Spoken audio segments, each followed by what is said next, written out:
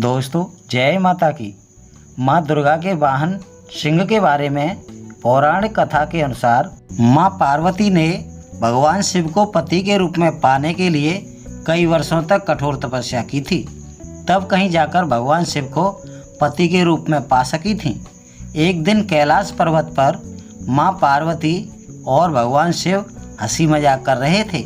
तभी भगवान शिव ने माता पार्वती को काली कह दिया, जिससे माँ पार्वती बहुत ही आहत हो गईं और नाराज होकर कैलाश पर्वत छोड़कर तपस्या करने जंगल में चली गईं और एक घने जंगल के बीचों बीच तपस्या करने के लिए बैठ गईं। जब माँ तपस्या में लीन थीं, उसी समय जंगल में एक भूखा शेर घूम रहा था। शेर ने उन्हें देखा और अपने शिकार को सामने देख बड़े हर्षित मन से पार्वती मैया की ओर बढ़ता हुआ करीब आ गया। पास आकर शेर ने धैर्य रखते हुए मन में सोचा कि ये औरत भगवान के ध्यान में बैठी है, मैं अभी इस पर आक्रमण करके निवाला नहीं बना सकता। जब इसका ध्यान टूटेगा तभी आक्रमण करके अपना भोजन बनाऊंगा।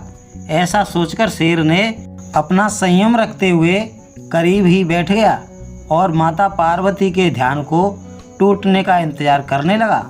इस तरह दिन, महीने, साल काफी लंबा समय बीत गया और शेर वहीं बैठा रहा। जब माता पार्वती की तपस्या से प्रसन्न होकर भगवान शिव प्रकट हुए और माता पार्वती की तपस्या पूर्ण हुई, तो उन्होंने देखा कि शेर भी उनके साथ भूखे प्यासे इतने दिनों से तपस्या में ही बैठा है। लंबे समय तक माँ दुर्गा का ध्यान करने के बाद भूखे प्यासे बैठे रहने के कारण माँ ने सिंह के इस समय अंतराल को सिंह की तपस्या और पूजा माना।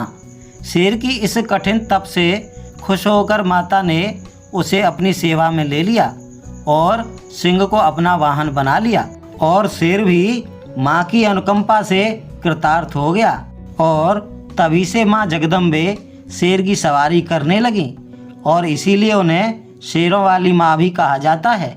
देवी दुर्गा शक्ति तेज और शक्ति का प्रतीक हैं। उनकी शक्ति से मुकाबला करने का सामर्थ्य किसी में भी नहीं है। इसीलिए माँ की कृपा हमेशा आपके ऊपर बनी रहे। दोस्तों आज के लिए इतना ही, मिलते हैं अगली कहानी में। तब तक के लिए जय माता की।